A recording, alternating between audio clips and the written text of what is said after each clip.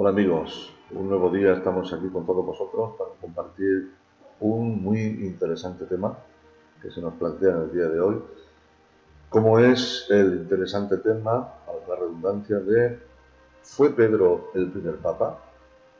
Vamos a ello.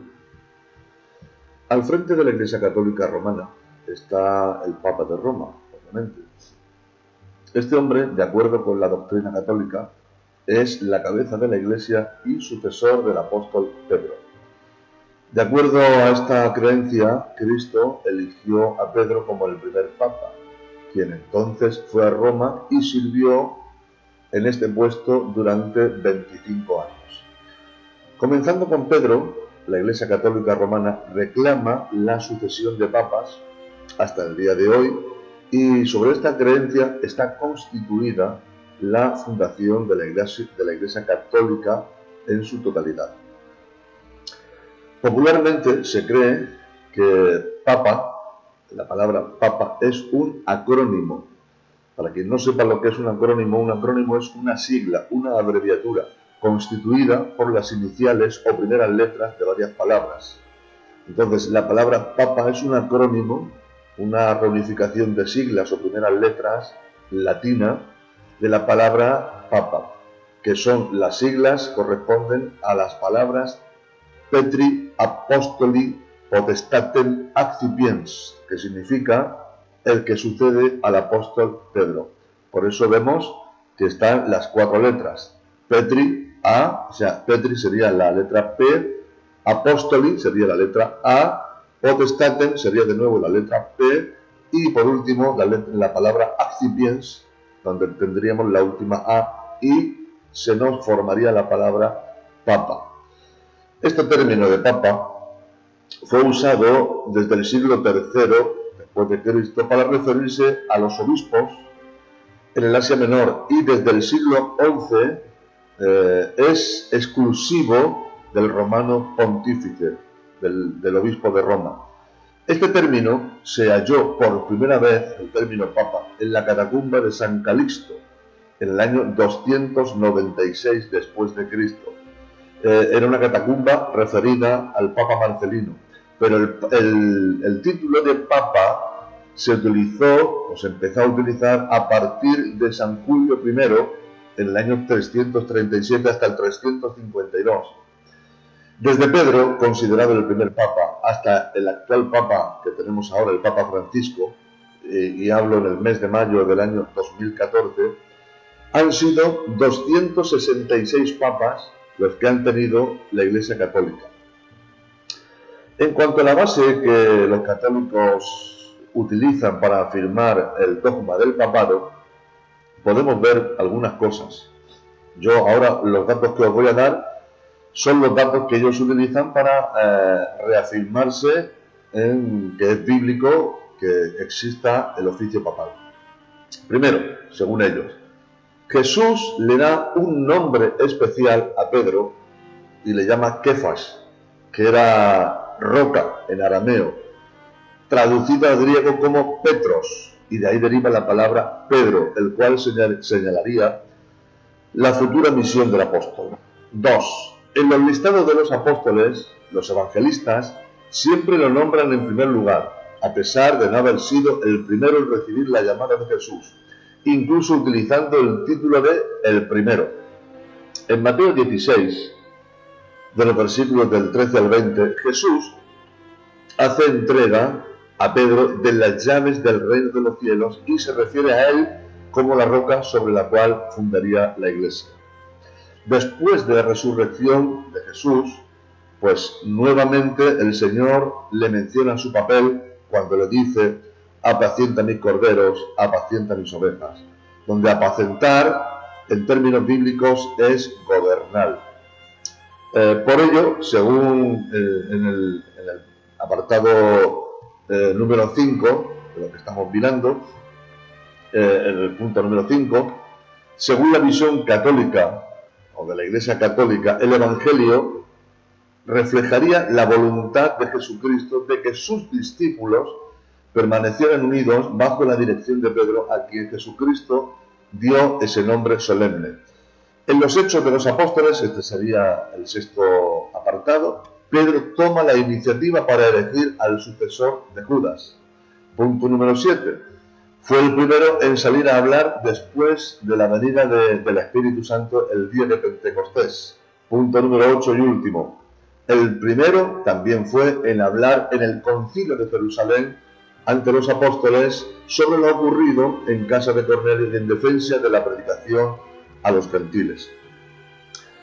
Todo esto es interpretado por la Iglesia Católica como una clara muestra del papel y la misión que Jesús dio a Pedro en relación con la Iglesia que él supuestamente fundaría. Por tales motivos, Pedro es considerado dentro de la Iglesia Católica como el primer papa, aunque en aquel tiempo no llevaba el título, pero sí la misma función y autoridad. Eso dicen ellos. Actualmente el Papa ostenta también los siguientes títulos que yo os voy a mencionar a continuación.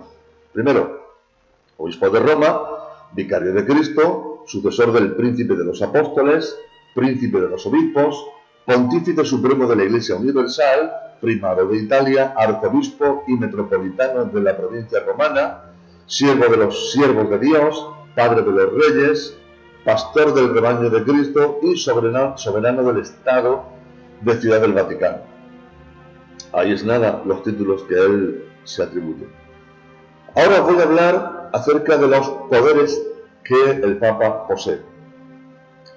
Según la Iglesia Católica, son plenos en base a las palabras de Jesús: todo lo que atares en la tierra será atado en el cielo, y viceversa.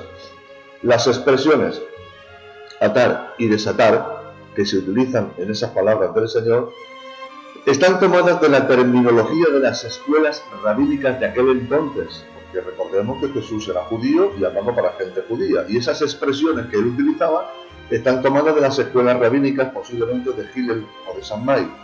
Se decía que cuando un doctor declaraba que algo estaba prohibido por la ley, estaba atando, pues con ello imponía una obligación de conciencia.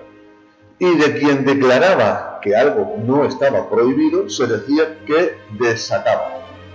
De este modo, esos términos habían llegado en general a significar permiso o prohibición oficial, respectivamente. En otras palabras, Pedro y sus sucesores tienen el poder de imponer leyes preceptivas y prohibitivas para dispensar de esas mismas leyes y, cuando sea necesario, para anularlas. Como vemos, son auténticas barbaridades.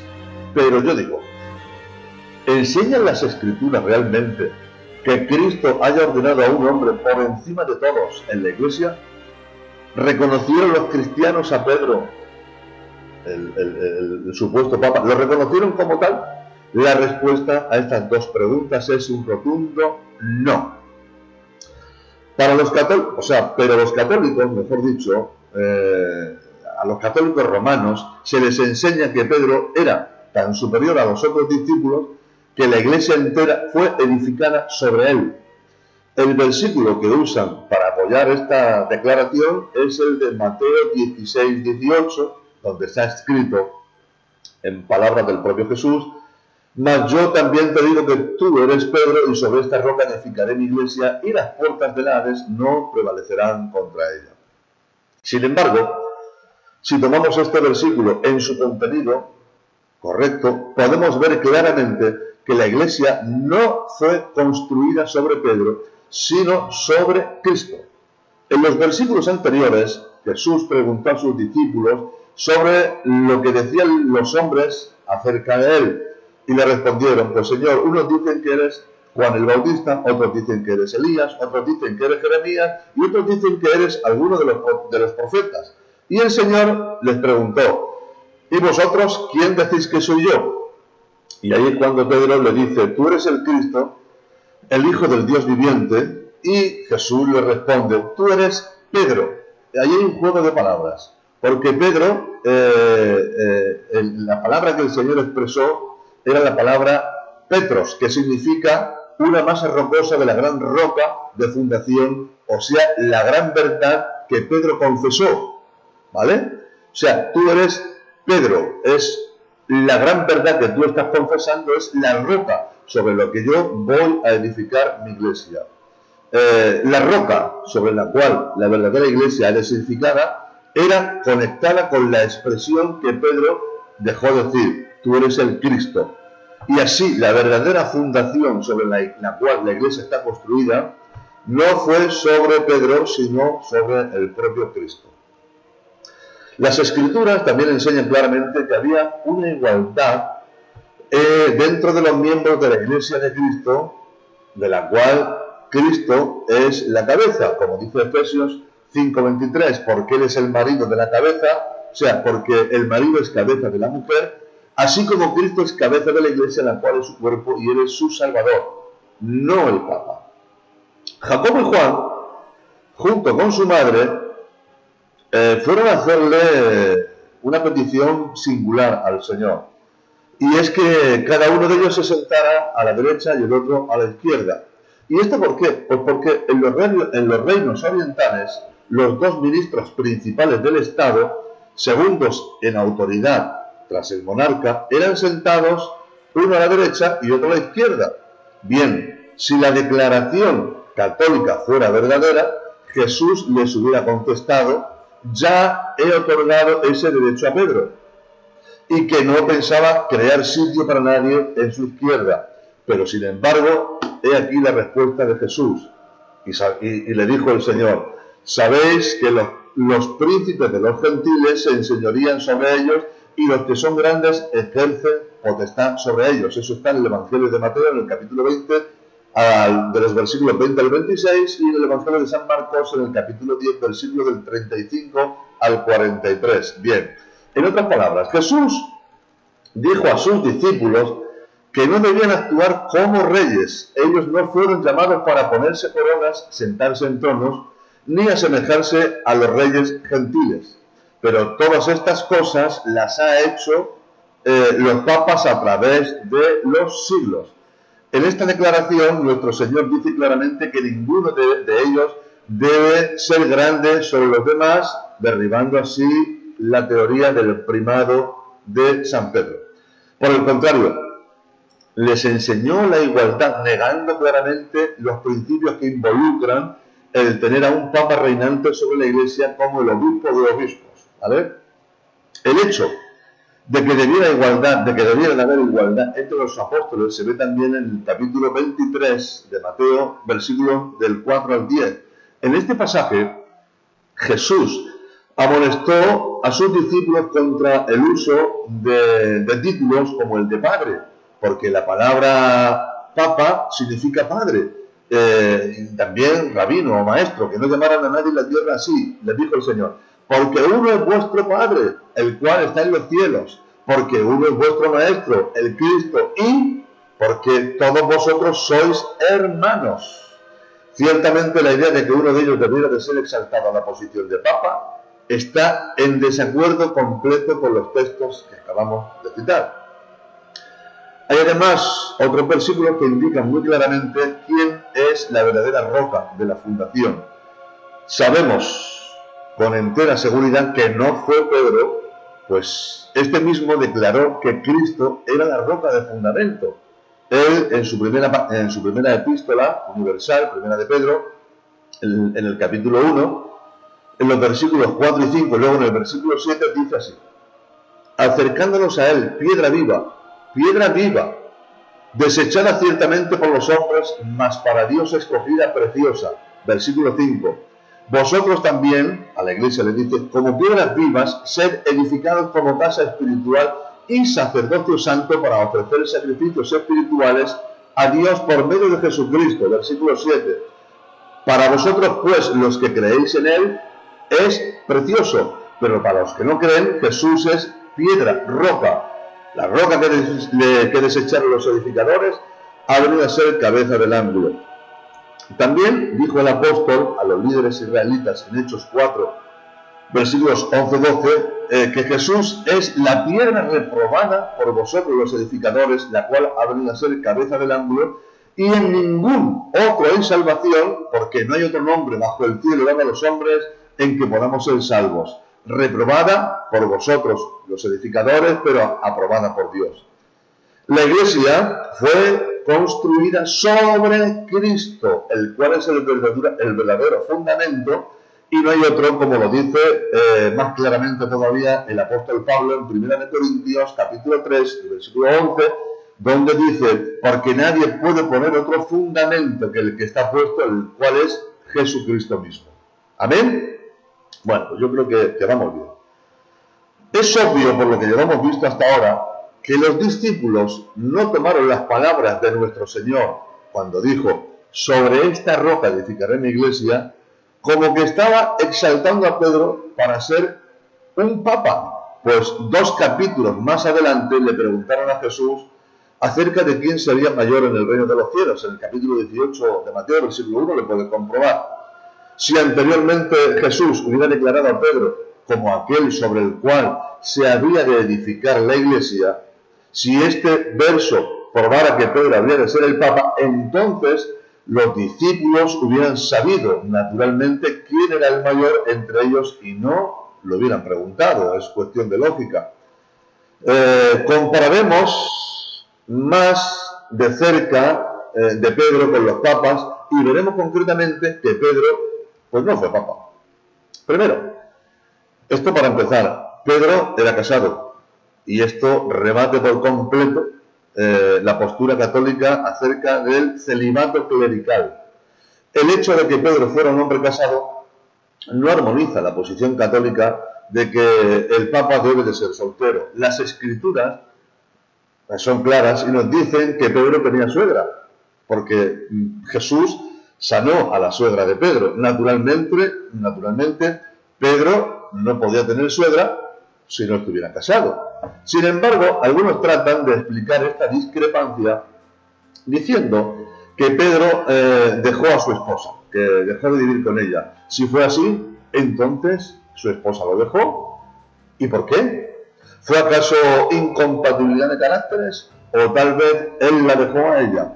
Si fue así, si Pedro dejó a su mujer, rompió el matrimonio, lo cual no sería correcto. En cualquiera de ambos casos, la posición que ellos adoptan para fundamentarse es una fundación sobre la cual es muy pobre para construir una iglesia tan grande como es la iglesia de Jesucristo. Pero la Biblia indica claramente que Pedro no dejó a su esposa. 25 años después de que Jesús regresase al cielo, o sea, de su resurrección, el apóstol Pablo menciona que los diferentes apóstoles tenían esposas, incluso Cefas. 1 Corintios, capítulo 9, versículo 5. Pregunta Pablo, ¿no tenemos derecho de traer nosotros una hermana por mujer como también los otros apóstoles y los hermanos del Señor y Cefas? Cefas era el nombre en arameo de Pedro, y si lo quieres más claro, solo tienes que leer Juan 1:42. Y mirándole Jesús a Pedro, le dijo, tú eres Simón, hijo de Jonás, será llamado Cefas, que quiere decir Pedro. Obviamente, Pedro no había abandonado a su esposa. 2. Pedro no permitía que un hombre se le arrodillara ante sus pies. Cuando Pedro entró en la casa de Cornelio, leemos, Cornelio salió a recibirlo y derribándose a sus pies, le adoró, mas Pedro le levantó diciéndole, levántate, yo mismo también soy hombre. Hechos capítulo 10, versículos 25 y 26. Esto difiere mucho de lo que hubiera hecho y dicho un papa, amigos. Los hombres se humillan ante él y él se complace con esto. Bueno, punto 3. Los papas colocan la tradición en igual sitio que la palabra de Dios. Pero el supuesto papa, Pedro, al contrario, tenía poca fe en las tradiciones de los hombres. Lee conmigo, 1 de Pedro 1, 18 y 19. Conducíos en temor todo el tiempo de vuestra peregrinación, sabiendo que fuisteis rescatados de vuestra vana manera de vivir, la cual recibisteis de vuestros padres, no con cosas corruptibles, como oro o plata, sino con la sangre preciosa de Cristo, como de un cordero sin mancha y sin contaminación. Fijaos que Pedro está diciendo que fueron rescatados de vuestra vana manera de vivir, la cual recibieron de sus padres. Se está hablando de las tradiciones. y las llama cosas vanas, cosas vanas. El sermón de Pedro en el día de Pentecostés estaba lleno de la palabra de Dios, no de tradiciones de hombres. Y cuando las gentes preguntaron qué debían de hacer para agradar a Dios, Pedro les dijo: arrepentíos y bautícese cada uno de vosotros en el nombre de Jesucristo para perdón de los pecados y recibiréis el don del Espíritu Santo. Hechos capítulo 2, versículo 38. Veamos ahora el punto 4. Pedro no fue papa, ni no llevó corona alguna. Pedro mismo explicó que el pueblo de Dios no debía de usar coronas en esta vida, pero sí que dijo que cuando apareciese el príncipe de los pastores, entonces recibiríamos coronas incorruptibles de gloria. Primera de Pedro 5:4. Hasta entonces no hemos de llevar nosotros corona ninguna, y dado que Cristo todavía no ha regresado, la corona que el Papa usa la llevará, pero desde luego no ha sido otorgada por Cristo. En resumen, Pedro nunca actuó como Papa, nunca vistió como Papa, nunca habló como Papa, nunca escribió como Papa, y el pueblo jamás se dirigió a él como tal. ¿Por qué? Sencillamente porque Pedro no era Papa ni existe ese oficio. Probablemente en los primeros días de la Iglesia, Pedro, es verdad, tomó una posición preeminente entre los apóstoles, como hemos visto al principio. Esto es obvio y no lo podemos negar, pero en ninguno de estos casos, ni siquiera usando mucha imaginación, indica que Pedro fuese el Papa y obispo universal de los apóstoles.